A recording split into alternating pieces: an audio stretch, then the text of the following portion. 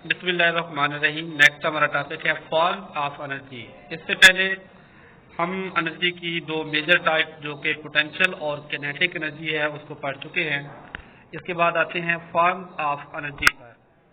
हमें पता है कि एनर्जी जो होती है मुख्तलिफ शक्लों में पाई जाती है। उनमें से चंद एक चीज़ें हमें दिखाई गई हैं। यहाँ पर आप देख सकते हैं mechanical energy, electrical, light, nuclear, chemical, sound energy and heat energy हमें बताया हुआ है। तो आइए अब इसके बारे में हम एक्सप्लेनेशन पढ़ते हैं। तो सबसे पहले नंबर पर आती है mechanical energy. Mechanical energy possessed by a body both due to its motion और इट्स पोजीशन, यानी कि ये एनर्जी की वो किस्म है जो किसी जिस्म की पोजीशन या मोशन की वजह से पाई जाती है। मीन आप ये कह सकते हैं कि इस मैकेनिकल एनर्जी के अंदर पोटेंशियल और काइनेटिक एनर्जी दोनों पाई जाती हैं और इसी वजह से इसकी एग्जांपल भी दोनों टाइप की एग्जांपल जो हमारे पास टाइप्स हैं उनकी दी गई हैं। इसमें water running down a stream, बहता हुआ पानी, मूविंग कार, विंड, हवा की मिसाल एक दे रहे हैं, और इसके अलावा लिफ्टेड हैमर, स्ट्रेट बो, कैटापोल्ट, कंप्रेस्ड स्प्रिंग एक्सेट्रा। जिस तरीके से इसकी डेफिनेशन में हमने पढ़ा है कि मोशन और पोजीशन दोनों की वजह से होती है, इसी वजह से हमने इसकी एग्जांपल भी दोनों मोशन की वजह से भी और पोजीशन की वजह से भी बताई है। जैसा कि बहता हुआ पानी ये मोशन की वजह से है, और मूविंग विंड आप कह सकते हैं, मूविंग कार ये सारी मोशन की वजह से। फिर लिफ्टेड हैमर, स्ट्रेच्ड बो, कैटापोल्ट और कंप्रेस स्प्रिंग, खींचा हुआ या दबा हुआ जो स्प्रिंग होता है, इन तमाम के अंदर मैकेनिकल एनर्जी पाई जाती है। इसके बाद नेक्स्ट इसकी फॉर्म पर आते हैं, वो है हीट एनर्जी।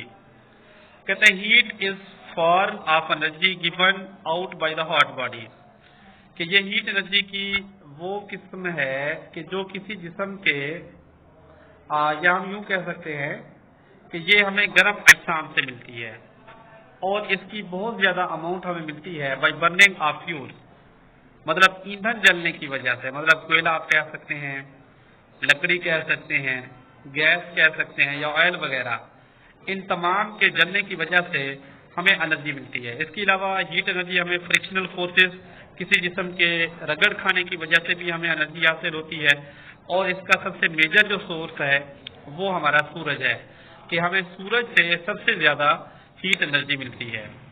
इसके बाद हम नेक्स्ट मूव करते हैं इलेक्ट्रिकल एनर्जी पर।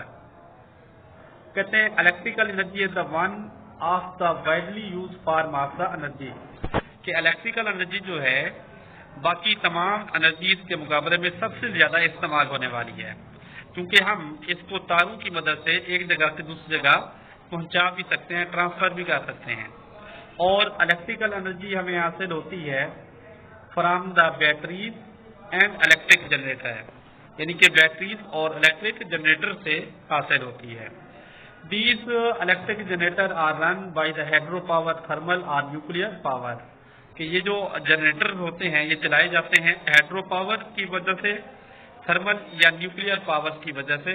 हम इन तमाम को चलाने के बाद इलेक्ट्रिकल एनर्जी को इस्तेमाल करते हैं। इसके बाद नेक्स्ट हम मूव करते हैं साउंड एनर्जी। अब देखिए साउंड एनर्जी जो है यहाँ पर वो हम एक एग्जांपल दे रहे हैं पहले ही, कि when you knock at the door, कि जब आप दरवाजा खटखटाते हैं, यू प्रोड्यूस अ साउंड, तो मतलब आपने आवाज पैदा की है। इसी तरीके से आप बहुत सारी आवाजें सुनते हैं और ये साउंड प्रोड्यूस होती है व्हेन अ बॉडी वाइब्रेट, कि जब एक बॉडी वाइब्रेट करता है उस वक्त साउंड प्रोड्यूस होती है। Such as vibrating diaphragm of the drum, एक ढोल या एक ड्रम का जब हम उसके डायफ्राम को, उसके दरमियान वाले हिस्से को बीट करते हैं, पहले वो वाइब्रेट करता है फिर आवाज बनाता है। इसी तरीके से आप सितार की मिसाल ले सकते हैं कि उसकी जो स्ट्रिंग या डोरी वगैरह होती है, जब हम उसको बीट करते हैं या हिट करते हैं, उसकी स्ट्रिंग की वाइब्रेशन की वजह से हमें साउंड एनर्जी मिलती है। इसके अलावा आप बांसुरी की मिसाल ले सकते हैं, और भी जितने भी हमारे पास इंस्ट्रूमेंट हैं जिससे आप आवाज़ हासिल करते हैं वो तमाम वाइब्रेशन की वजह से ही होते हैं। उसके बाद आते हैं लाइट एनर्जी। तो कहते हैं light is important form of energy, name some sources of light you come across. कहते हैं आप खुद ज़हन से सोचें कि ऐसी कौन कौन सी अशियाँ हैं जिससे हमें लाइट हासिल होती है। तो कहते हैं कि अब इस रोशनी का क्या फायदा है। Plant produce food in presence of light. तो रोशनी की मौजूदगी में हमने पढ़ा होगा बायो में फोटोसिंथेसिस के जरिए से हम क्या करते हैं, जो पौधे होते हैं अपनी खुराक बनाते हैं और इन्हीं पौधों को हम बतौर खुराक के तौर पर भी इस्तेमाल कर सकते हैं। और इसी तरीके से आप कह सकते हैं कि जो लाइट एनर्जी है हमारे लिए मोस्ट इम्पोर्टेंट है। We also need light to see the things, चीज़ों को देखने के लिए इस्तेमाल किया जाता है। अब we get light from the candle, electric bulb, fluorescent tube, also by burning of fuel. और इन तमाम चीज़ों से आप रोशनी हासिल करते हैं। However most of the light come from the sun. तो जिस तरीके से आप हीट सबसे ज़्यादा सूरज से हासिल करते हैं, इसी तरीके से जो लाइट होती है वो भी आप सबसे ज़्यादा सूरज से ही हासिल करते हैं। लास्ट में आते हैं chemical energy. Chemical energy is present in food. Chemical energy ज़्यादातर खुराक में पाई जाती है और इसके अलावा फ्यूल एंड अदर सब्सटेंसेस और दूसरी चीज़ों के अंदर भी। We get other form of energy from the substances during chemical reaction. Chemical reaction के नतीजे में हमें यह एनर्जी हासिल होती है। बर्निंग ऑफ वुड, कोल और नेचुरल गैस इन एयर इस केमिकल रिएक्शन, यानी कि लकड़ी का जलना, कोयले का जलना या गैस वगैरह का हवा के साथ, ये केमिकल रिएक्शन है जिसके नतीजे में हमें एनर्जी हासिल होती है। इसके अलावा electrical energy obtain from the electric sales. हमें पता है इलेक्ट्रिक सेल से हमें इलेक्ट्रिकल एनर्जी मिलती है। और इसी तरीके से और जो बैटरीज होते हैं the chemical reaction in batteries या हमारे पास इलेक्ट्रिक सेल्स है, इसके अंदर केमिकल रिएक्शंस होते हैं जिसकी वजह से हमें ये केमिकल एनर्जी हासिल होती है। और इसके अलावा animal gets heat and muscular energy from the food they ईट।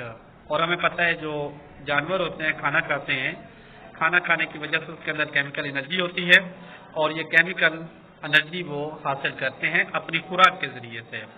तो ये तमाम फॉर्म्स थी एनर्जी की। इसके बाद इंशाल्लाह हम नेक्स्ट टॉपिक पढ़ेंगे। आई होप आज का लेक्चर अच्छे तरीके से समझ आ गया होगा। इसके हवाले से कोई भी क्वेश्चन हो तो आप पूछ सकते हैं।